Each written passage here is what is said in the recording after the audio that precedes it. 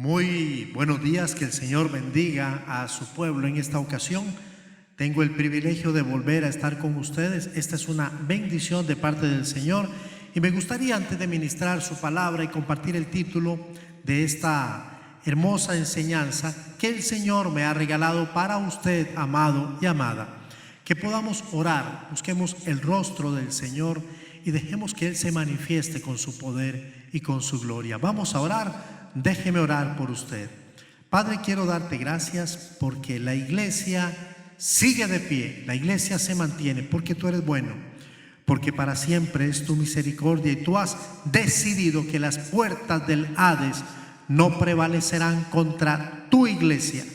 Son tiempos diferentes y honramos y glorificamos tu nombre, porque aquí en tu casa podemos bendecirte y podemos ser instrumentos para llevar palabra a otros lugares.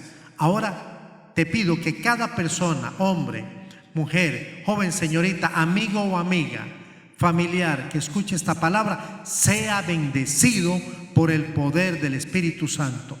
Muchas gracias por las fuerzas que nos das y por tu amor. Oramos dándote la honra y la gloria, confiados en que ya has visitado a tu pueblo en este momento, y en el poder del Espíritu Santo sabemos que lo harás. Oro entonces en el nombre de Cristo Jesús, mi Señor y Salvador. Amén y amén.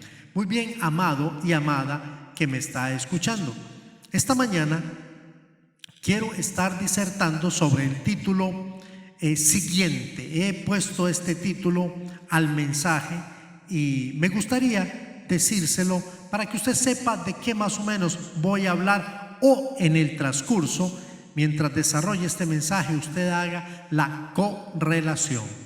Título para esta ocasión: cualquier semejanza no es por casualidad. Cualquier semejanza de lo que vayamos a decir no es por casualidad. Miren, amados, creo que la iglesia vive periodos cíclicos y los ha vivido a través de su historia. En estos periodos la misericordia del Señor se derrama, se hace manifiesta una y otra vez. Particularmente creo que estamos viviendo tiempos diferentes. Unos les han llamado a estos tiempos tiempos difíciles. A mí particularmente me gusta más llamar a los tiempos que usted y yo estamos viviendo tiempos singulares, en donde nos estamos permitiendo escribir nuestra historia. Esta semana tuve la oportunidad de visitar el 7º libro de la Biblia. Si los contamos en el orden de aparición, nos vamos a dar cuenta que el libro de Jueces es el libro número 7 de las Sagradas Escrituras. El libro de los Jueces nos muestra una cantidad de historias tan sensacionalistas como las que estamos escuchando hoy en nuestros periódicos cotidianos. Aquí encontramos temas como, por ejemplo, asesinatos horripilantes. Encontramos temas como depravación sexual, hazañas sobrehumanas en el libro de los Jueces. Y también encontramos, por ejemplo, una mutilación sumamente extraña. Sí, historias que son sensacionalistas. Sin embargo, detrás de estas historias se esconden lecciones que son eternas, que nunca hallaremos en los periódicos que usted y yo tenemos la posibilidad de accesar.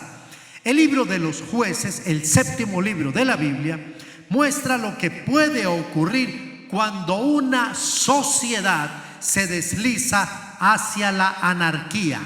Y quiero aclarar lo que significa esta palabra. La palabra anarquía significa falta de rey, falta de autoridad o falta de gobierno moral. Cuando una sociedad se desliza, se desvía y no encuentra ningún tipo de dirección, entonces cae en una anarquía. Pero también muestra cómo Dios, cuando una sociedad ha caído en esta condición, cómo Dios muestra su misericordia. Cuando gente, cuando un remanente, cuando un grupo de hombres y de mujeres que deciden ser diferentes, se atreven a buscarle en arrepentimiento. Jueces describe la vida de los israelitas en Canaán después de la muerte de Josué y va a contar todos esos acontecimientos hasta un poquito antes del periodo de los reyes, o sea, las monarquías. Durante estos años Israel vivió una historia cíclica. ¿Qué significa esto? Una historia que empezaba en un punto, iba girando y regresaba al mismo punto, y una vez llegado allí empezaba nuevamente este ciclo. El ciclo era el mismo. Por ejemplo, el pueblo desobedecía a Dios, apartándose de sus mandamientos. Se lo resumo: el pueblo pecaba. 2. Esto hacía que Dios enviara juicio y castigo hasta entregarlos en manos de sus enemigos. Esto era parte del ciclo. Y en tercer lugar, luego el pueblo clamaría a Dios.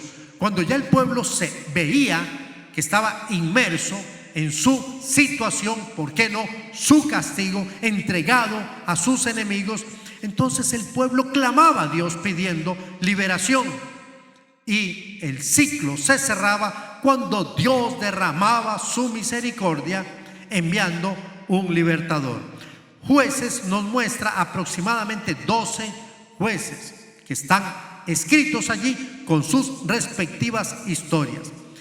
Si tuviéramos que juzgar el escenario de este libro, del libro de los jueces, nosotros diremos que es una época difícil para Israel. Recuerde, Israel es el pueblo de Dios. Este pueblo tenía argumentos interesantes para alejarse de Dios. Yo voy a dar por lo menos 3. El primero, la misma decadencia. ¿Qué es decadencia? Bueno, decadencia, si usted me permite graficarlo físicamente, yo le haría así.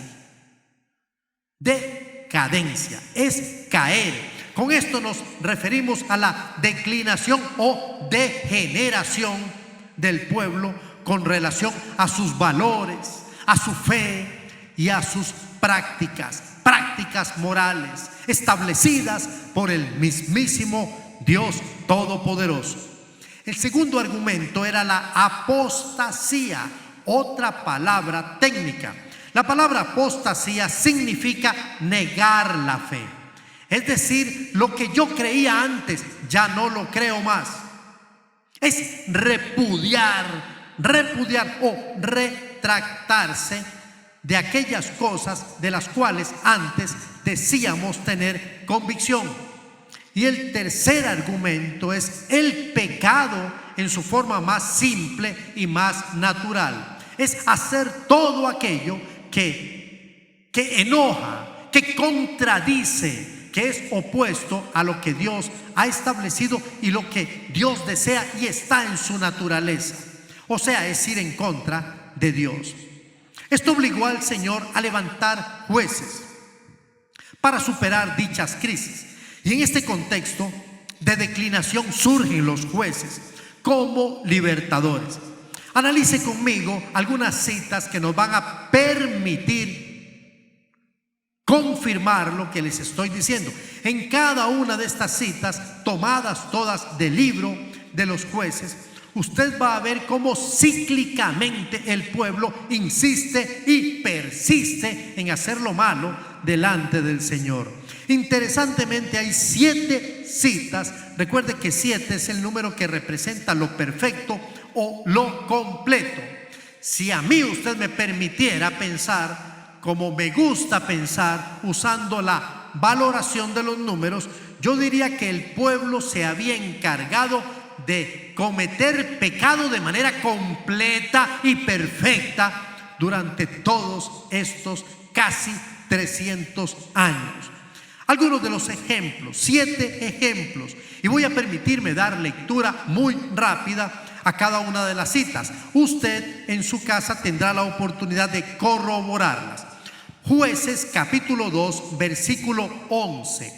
Jueces capítulo 2, versículo 11 dice textualmente: después los hijos de Israel hicieron lo malo ante los ojos de Jehová y sirvieron a los Baales. Segunda cita, Jueces capítulo 3, verso 7. Hicieron pues los hijos de Israel lo malo ante los ojos de Jehová y olvidaron a Jehová su Dios y sirvieron a los Baales y a las imágenes de acera. Segunda cita. Tercera cita, Jueces capítulo 3, versículo 12, dice la Biblia: volvieron los hijos de Israel a hacer lo malo ante los ojos de Jehová, y Jehová fortaleció a Eglón, rey de Moab, contra Israel, por cuanto habían hecho lo malo ante los ojos de Jehová. Cuarta cita, Jueces capítulo 4, versículo 1. Después de la muerte de Ahod, los hijos de Israel volvieron a hacer lo malo ante los ojos de Jehová. Quinta cita, Jueces capítulo 6, versículo 1, dice el texto: los hijos de Israel hicieron lo malo ante los ojos de Jehová, y Jehová los entregó en manos de Madián por 7 años.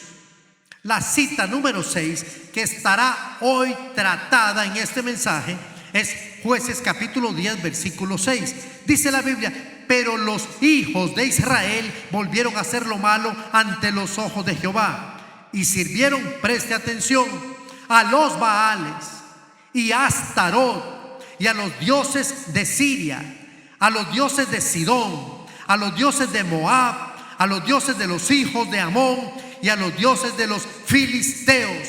7 deidades a las cuales sirvieron durante todos estos años los hijos de Israel. Punto y coma. Y dejaron a Jehová y no le sirvieron. Y la última cita se encuentra en Jueces capítulo 3. Dice la Biblia 13:1. Los hijos de Israel volvieron a hacer lo malo ante los ojos de Jehová, y Jehová los entregó en mano de los filisteos por 40 años. Hay mucha numerología, no es coincidencia. Dios está hablando a su pueblo y está queriendo hablarle de forma inteligente. La pregunta es entonces: ¿por qué se escribió el libro número 7 de la Biblia? El libro de los jueces. La razón principal por la que se escribió este libro es para darnos un ejemplo y advertir a las generaciones futuras de la gravedad que implica desobedecer a Dios.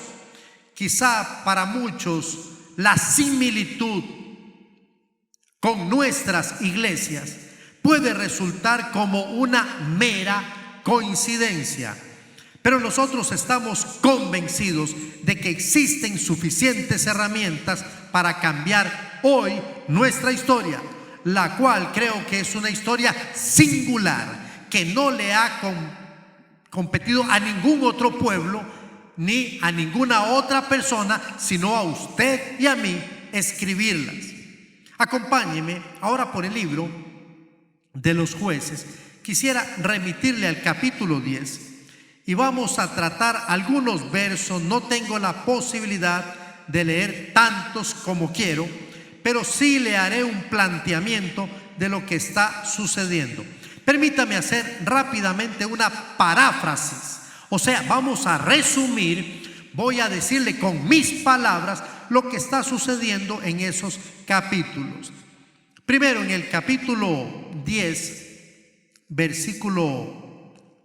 Estoy en Jueces, disculpe, déjeme avanzar. Jueces, ahora sí llegué al capítulo 10. A partir del versículo 6, que es el texto donde nos vamos a concentrar, y vamos a llegar hasta el capítulo 12, versículo 7. No voy a leer todos los versos, obviamente, pero les voy a contar lo que está sucediendo aquí.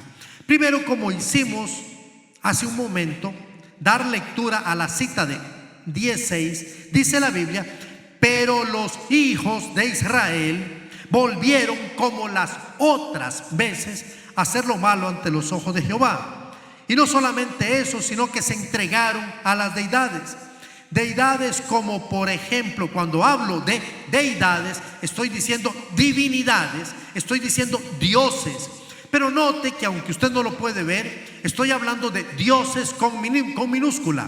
O sea, que no son dioses reales como Jehová, el Dios verdadero, su Dios y mi Dios, el Dios creador de todo cuanto vemos y cuanto existe. Sin embargo, la Biblia dice que hicieron lo malo, el pueblo de Israel volvió a pecar. Esto no es nuevo, ya se ha convertido en un hábito. Ya el pueblo disfruta, si usted me permite la expresión, de esta experiencia, y volvieron a hacer lo malo ante los ojos de Jehová y sirvieron a los Baales, número 1, pero también a Astarot, segunda deidad, a los dioses de Siria, 3, a los dioses de Sidón, 4, a los dioses de Moab, 5, a los dioses de los hijos de Amón, 6, y a los dioses de los filisteos, y dejaron a Jehová y no le sirvieron. Esto nos permite tener la primera enseñanza extraída de las 4 que quiero compartir con ustedes en los minutos que me resten.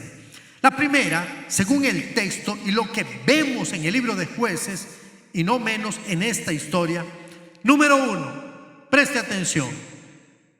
El pecado y la desobediencia ha sido un mal inseparable de los pueblos, y esto, por supuesto, incluye al pueblo de Dios, entiéndase Israel, o entiéndase la iglesia presente, de la cual usted y yo somos miembros, pertenecemos, o el Señor nos ha dado el privilegio de ser llamados su iglesia. La primera verdad: el pecado y la desobediencia ha sido un mal inseparable de los pueblos. No lo digo con orgullo, lo digo con la convicción de lo que la palabra me enseña y de lo que mi propia experiencia como su siervo me dice. Uno de los más grandes problemas del hombre a través de la historia se llama idolatría. Y la idolatría consiste, de la forma más sencilla en que la quiero definir, en la adoración a otros dioses. Quisiera decir diositos con minúscula, y no al Dios verdadero.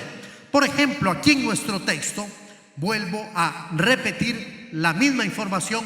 El pueblo adoró a los Baales, a Astarot, a los dioses de Siria, a los dioses de Sidón, a los dioses de Moab, a los dioses de los hijos de Amón y a los dioses de los filisteos. Y si se hubiesen inventado otros dioses o diositos, también los hubiesen adorado. Parece que eso está en el ADN. Claro que sí, porque en nuestra naturaleza pecaminosa esto existe y es parte de nosotros. Cuando adoramos a otra deidad o a otro Dios con minúscula, también le servimos, nos sometemos, nos ponemos bajo su autoridad, aunque ésta no exista. Una autoridad que de alguna manera nos hemos inventado, y nos involucramos con él desplazando. Tenga cuidado, preste atención a esto: desplazando, quitando, anulando, haciendo desaparecer al Dios verdadero. Esto es sumamente abominable. Muchos de nosotros hemos entregado nuestra adoración, o sea, hemos adorado, hemos priorizado, hemos bajado a Dios de cualquier altar en donde deba estar, para colocar un deporte, para colocar un vicio que nos ha atrapado, y hoy nos entregamos a él y le servimos. Un carro, estamos hablando de cosas materiales, el trabajo, pero el trabajo es bueno. La misma Biblia dice que el que no trabaja, que no coma. Es cierto, pero el trabajo, la familia, el carro, un vicio, el deporte, un amigo, la novia, la esposa, los hijos, lo que usted quiera, no puede estar antes que Dios. Tenemos que cambiar. Cambiar es decidir. La iglesia tiene que cambiar. Si no cambia la iglesia, o los que pertenecemos a la iglesia, estamos desahuciados. ¿A qué? A que nos suceda lo mismo que le sucedió al pueblo de Israel. El pueblo tiene que cambiar, la iglesia tiene que cambiar, usted tiene que decidir hoy cambiar. El pueblo decidió cambiar. Y para cambiar hay que hacer cosas.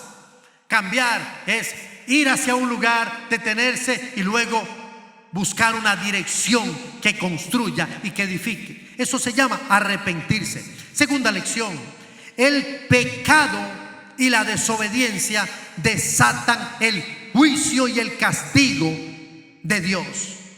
Esta es una verdad espiritual. Cuando ha habido pecado y cuando ha habido desobediencia, esto va a desatar no negociablemente el juicio de Dios y consecuentemente su castigo. La Biblia dice: no erréis, Dios no puede ser burlado. La Biblia dice que todo lo que el hombre sembrare, eso también segará. Gálatas 6:7. Pero también la Biblia dice que horrenda cosa es caer en manos de un Dios vivo. Segunda lección: el pecado y la desobediencia desatan el juicio y el castigo de Dios. Me permito leer el verso 7. Dice la Biblia: y se encendió la ira de Jehová. ¿No es lo mismo que le acabo de decir? Se encendió la ira de Jehová contra Israel, quien había vuelto a pecar sirviendo a la cantidad de dioses que le dio la gana. Claro, cuando leemos esos textos y hablamos de Baal y hablamos de los hijos de Moab y los hijos de Amón, decimos: no lo entiendo. Pero tal vez usted puede entender lo que es ser vicioso, adicto a lo que usted quiera. Pero entre esas cosas puedo hablar de sus dispositivos, puedo hablar de sus relaciones, puedo hablar de todo lo que está rodeando su vida, y usted lo justifica de una u otra manera diciendo: eso es sano. ¿Sabe? A mí me gusta hacer cosas que sean sanas. Me gusta el deporte, creo en el deporte, creo que es bueno caminar, nadar, creo que es bueno jugar algún deporte. Lo que no creo que sea bueno, y no creo que la Biblia me permita, es colocar cualquier otra cosa que parezca o sea buena en el lugar que le corresponde a Dios. Y cuando un hombre y una mujer entiende eso, entonces su vida, su corazón, su mente se vuelve a Dios y comienza a hacer cosas que honren y glorifiquen el nombre de Dios. Y las personas que los ven van a decir: este hombre, esta mujer, este joven, esta señorita honra a Dios. Como lo hizo Daniel cuando propuso en su corazón no contaminarse con ninguna comida que fuera traída de su rey. Daniel 1:8, si alguno quiere buscar la cita. Y se encendió la ira de Jehová contra Israel y los entregó en mano de los filisteos y en mano de los hijos de Amón. ¿Sabe por qué Dios va a permitir que esto se dé? Cuando el pueblo ha sido un pueblo rebelde, un pueblo que ha pecado, y todavía la palabra arrepentimiento no aparece. Dios los entregó a los filisteos, enemigos acérrimos, y los entregó a los hijos de Amón, enemigos históricos. Muchos creen que desobedecer a Dios y clamar por misericordia hará que no les permita enfrentar consecuencias. ¿Me escuchó? Desobedecer y clamar casi que simultáneamente. Desobedezco y a la vez clamo. Peco y clamo. ¿Qué significa? Que digo una mentira, que miro a una mujer, la codicio y le digo: Dios, perdóname, perdóname, papá, lo volví a hacer, perdóname. Y cuando entro en esa dinámica, es como si nosotros dijésemos: el que peca y reza empata. Esto no es verdad. El pecado siempre generará consecuencias. Eso es una verdad absoluta. El pecado siempre generará consecuencias. En tercer lugar, quiero darle otra verdad extraída de la palabra del Señor. Ciertamente el pueblo de Dios había pecado. Ciertamente Dios ahora trae juicio. Y ahora quiero decirle que el pueblo de Dios puede elegir si continuar en su pecado o arrepentirse. Esta historia, hermosa historia, nos enseña que después del diálogo que el Señor tiene con su pueblo y les dice: ¿por qué me dejasteis? ¿Por qué fuiste tras otros dioses que no son dioses de verdad? Ahora yo les digo a ustedes: vayan donde ellos y pidan auxilio y socorro, esos dioses que no los han protegido. Ese es el diálogo que hay en los siguientes versículos. Pero cuando estoy dando la tercera enseñanza, es porque la creo para el pueblo de Dios y para la iglesia de hoy. La iglesia, el pueblo de Dios, tiene la posibilidad y la prerrogativa de continuar en el pecado o de arrepentirse. Versículo 10, dice la Biblia: entonces los hijos de Israel clamaron a Jehová diciendo: nosotros hemos pecado contra ti. Reconocimiento, confesión. Muchos de nosotros sabemos que hemos pecado, sabemos que estamos haciendo las cosas mal, o que las hemos hecho mal, o las hemos venido haciendo mal. Y nosotros juzgamos y tratamos de acomodar nuestros juicios a nuestros sentimientos. Pero cuando los vemos contrastados con la palabra de Dios, decimos: no puedo hacerle trampa a Dios. Y el pueblo dijo: hemos cometido pecado contra ti, porque hemos dejado a nuestro Dios y servido a los Baales. O sea, es claro, te cambiamos, Dios. Te cambiamos por un plato de lentejas, si usted lo quiere comparar con la historia de Esaú y de Jacob. Te comparamos por esas cosas, te cambiamos por esas cosas vanas, simples, sencillas, que no construyen ni edifican, pero son ricas, y entre tanto las disfrutamos, nos hacen sentir bien.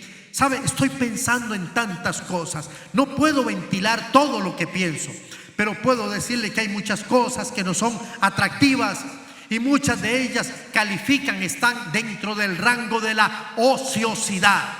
Cuando estamos ociosos, nuestra mente se vuelve creativa e inventiva. Y muchos optan por ver lo que no tienen que ver, por escuchar lo que no tienen que escuchar, o por decir lo que nunca debieron haber dicho. Pero el pueblo decide si se queda allí o si cambia. El versículo 10, notamos cómo el pueblo continuó una vez más con su ciclo, se arrepintió. Y el pueblo ahora está clamando a Dios por misericordia. Dios, te pedimos que no nos des lo que sabemos por derecho que merecemos. Dios aprovecha la ocasión para confrontarlos con su maldad y remitirlos a esas deidades en las que ellos han estado confiando y sirviendo. El pueblo, después de escuchar a Dios, da un giro de 180 grados. ¡Qué lindo! La iglesia está a tiempo. Usted está a tiempo. Ánimo, mi hermano. Ánimo, mi hermana. Ánimo, mi amigo. Ánimo, mi amiga. Usted está a tiempo de dar un giro de 180 grados y comenzar a servirle nuevamente a Jehová, como lo hacía en aquellos años preciosos. ¿Los recuerda? Aquellas etapas, aquellos momentos. Yo recuerdo, uy, qué lindo fue cuando estuve acompañando a... Sí, es su posibilidad de volver a servir a Jehová, si antes y primero reconoce su condición y además se vuelve a Él. Versículo 16 dice la Biblia: y quitaron de entre ellos los dioses ajenos. Aleluya, hay que hacerlo ya. Quitaron los dioses ajenos, dice la Biblia, y sirvieron a Jehová. Y él fue angustiado a causa de la aflicción de Israel. Dios sabe cuando realmente hay arrepentimiento en el pueblo de Dios. Dios conoce su corazón. Él sabe cuando hay remordimiento, cuando usted se siente mal por lo que hizo, o cuando hay un arrepentimiento genuino y usted está dispuesto a dar un giro de 180 grados. En cuarto lugar, hermosísima lección de la que quiero sacar algunas lecciones muy rápidas. Dios siempre tiene un plan, y cuando su pueblo reconoce que ha pecado Y cuando su pueblo se da la oportunidad de vivir y experimentar el juicio de Dios y decir, no es lo que queremos. Queremos, Señor, que nos bendigas, que esto cambie. Necesitamos tu misericordia. ¿Sabe qué va a hacer Dios?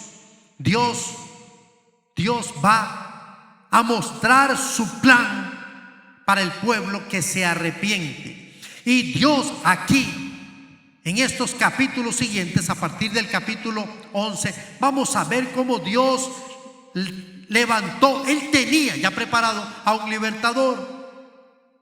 Capítulo 11, versos 1 y siguientes. Dice la Biblia: Jefté, galadita, era esforzado y valeroso. Era hijo de una mujer ramera, y el padre de Jefté era de Galaad. Este es el hombre que el Señor va a levantar, un juez llamado Jefté. Dios levantó un libertador, para su pueblo. Este libertador tenía algunas características interesantes y yo quiero destacar algunas de ellas. Era de Galaad, era esforzado y valiente, pero era hijo de una ramera. Sí, escuchó muy bien lo que dije. Era hijo de una prostituta. Esto le convertía de una manera en un hijo ilegítimo. Él tenía una marca, como muchos de nosotros, que en algún momento de la vida algo o alguien nos marcó. ¿Es usted uno de ellos? ¿Es usted uno de esos que en algún momento un accidente de la vida, una situación, un evento suyo o de sus padres le marcó y le puso una marca que ha continuado por el resto de la vida? Su familia, dice la Biblia, el texto lo puede corroborar usted en el texto, que la familia lo había desechado y se tuvo que foguear su vida con malhechores. Voy a leer 2 versos más porque es interesante. Pero la mujer de Galaad le dio hijos, o sea, la esposa de Galaad, que era el padre de Jefté, los cuales cuando crecieron echaron fuera a Jefté, diciéndole: no heredarás en la casa de nuestro padre, porque eres hijo de otra mujer. Jefté, ¿qué hizo? Dice el verso 3: huyó pues Jefté de sus hermanos y habitó en tierra de Tob, y se juntaron con él hombres ociosos, los cuales salían con él, y formó su banda. Y Jefté ahora era un hombre con todo lo que hemos dicho, pero fogueándose con malhechores. Muchos de nosotros vivimos nuestras vidas no sobre cuna de oro, sino en las calles, aprendiendo y conociendo las cosas que debimos conocer en los centros, en las universidades y escuelas, en la calle. Y la calle enseña con rudeza. Jefté era un hombre así, pero Jefté también era un hombre inteligente. Los hijos de Amón querían hacer guerra contra el pueblo de Israel, contra los hijos de Galaad. Y dice la Biblia que entonces Jefté se hizo valer, un hombre inteligente. A partir del versículo 6, en el capítulo 11, cuenta esta historia, que los ancianos de Galaad, al ver que los hijos de Amón vendrían a hacer guerra contra ellos y no tenían un líder, dijeron: Jefté, ese nos puede salvar. Y lo buscaron. Y Jefté les dijo: ¿por qué me buscan ahora, si antes ustedes mismos me habían desechado? Y luego de que ellos le dijeron: no, Jefté, queremos que sea nuestro líder, caudillo, general, y nosotros seremos tu pueblo. Jefté negoció con ellos y los hizo jurar delante de Dios, y aceptó tal reto. Y ahora lo interesante es que Jefté va a negociar con sus enemigos, con los hijos de Amón. Lo interesante es que Dios lo había escogido ya para la guerra. Dice el verso 11, el verso 29 del capítulo 11: y el espíritu de Jehová vino sobre Jefté, y pasó por Galaad y Manasés, y de allí pasó a Mizpa de Galaad, y de Mizpa de Galaad pasó a los hijos de Amón y comenzó a negociar con ellos. Y los hijos de Amón venían a reclamar sus tierras, y este hombre, con una elocuencia increíble, comenzó a negociar y a escribirse con ellos y a contar la historia bíblica que él conocía, en donde en resumen Jefté les decía: Israel no les ha quitado a ustedes la tierra, Dios, el Dios de Israel, la ha entregado. Y comenzó a darse la oportunidad de que la guerra de hombres fuera una guerra de dioses. Y entonces les dijo: si su Dios les da una tierra, no es una tierra que les pertenece a ustedes, entonces si ustedes quieren que esa tierra continúe siendo de ustedes, que venga el Dios contrario y la arrebate.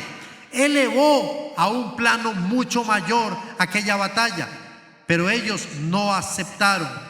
Y como hombre inteligente, después de haber negociado con ellos y perder esa negociación, fue a la guerra, y ya el Señor estaba con él, de acuerdo a lo que dice el versículo 29. Y el Espíritu de Jehová vino sobre Jefté, y con él la victoria. Como hombre inteligente, no podemos esconder lo que la Biblia dice. Como hombre inteligente, erró, se equivocó en hacer un voto necio delante de Jehová. Quiero leer esta parte porque me parece que es importante. Dice la palabra del Señor, verso 30: y Jefté hizo voto a Jehová diciendo: si entregares a los amonitas en mis manos, Jehová, Dios de Israel, a quien voy a representar, porque los ancianos de Galaad me han escogido después de haber sido desechado yo de este pueblo. Dice el voto: si entregares a los amonitas en mis manos, cualquiera que saliere de las puertas de mi casa a recibirme cuando regrese victorioso de los amonitas, será de Jehová, y lo ofreceré en holocausto. Quiero hacer rápidamente y de manera intencional lectura a esta última parte. Cuando regrese victorioso de los amonitas, si tú, Jehová, me entregares a este pueblo, me dieres la victoria, yo volveré a casa, y cualquiera que salga de mi casa a recibirme cuando regrese victorioso de los amonitas, número 1, será de Jehová, y lo ofreceré en holocausto.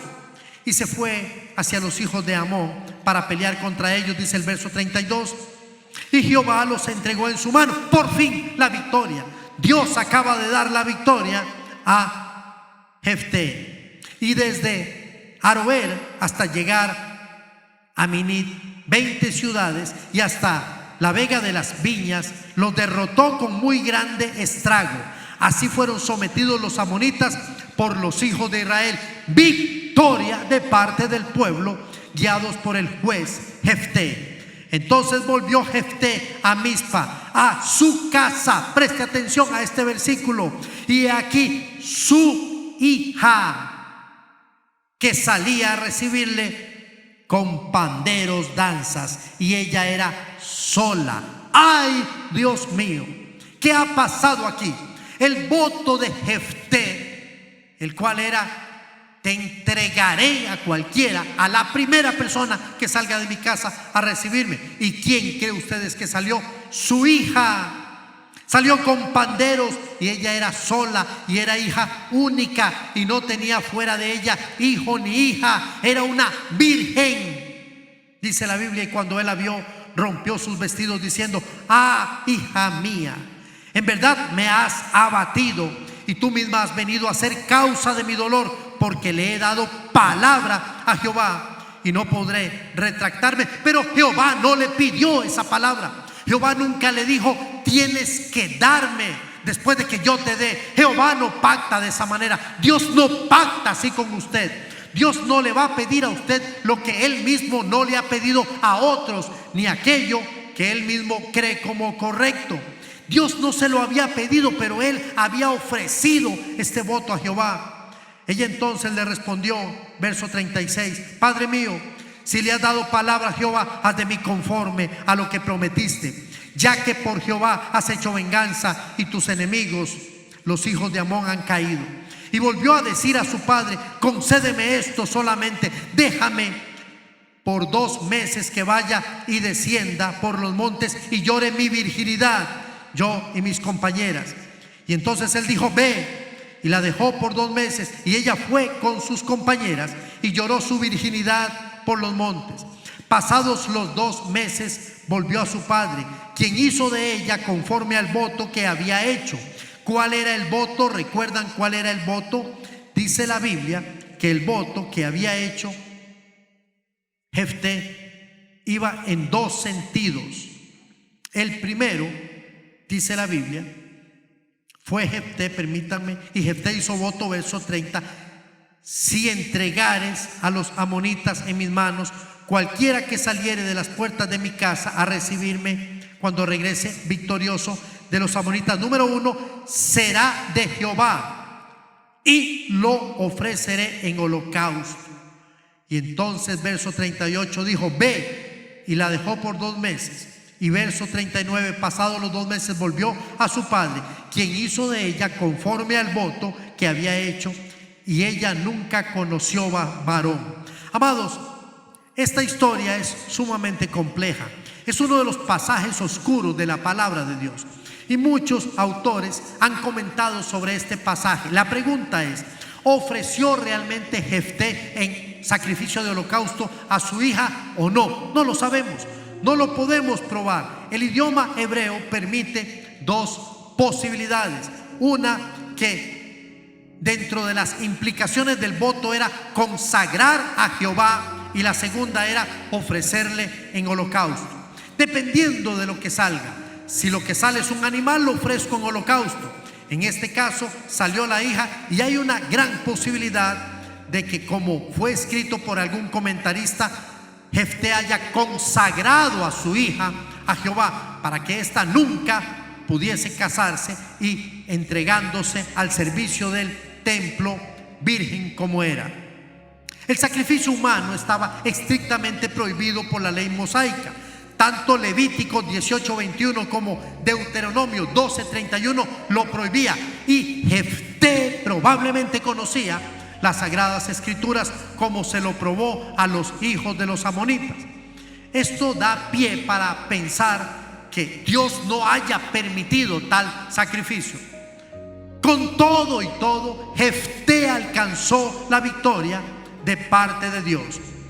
Quiero decir que los votos que nosotros hagamos no son votos muchas veces sabios, y tenemos que tener cuidado porque quizá Dios no nos los esté pidiendo. Él solamente aceptará nuestro arrepentimiento delante de Él por su misericordia. Quiero concluir diciéndoles que Dios nos permite construir nuestra propia historia. Usted y yo podemos decidir lo que queremos hacer con nuestras vidas, con nuestra historia, la historia que Él nos permite vivir. Podemos repetir los ejemplos del pasado, o decidir tomar los buenos y desechar los malos. Esa es nuestra decisión, y hoy la palabra sigue siendo tan clara como en aquellos días. Lo que sí sería necio es dejar pasar por alto estas lecciones vigentes para la vida de la iglesia hoy. Las familias y a todos aquellos que hoy somos llamados a ponernos la camiseta, Dios nos está hablando. No dejemos pasar desapercibidas estas historias.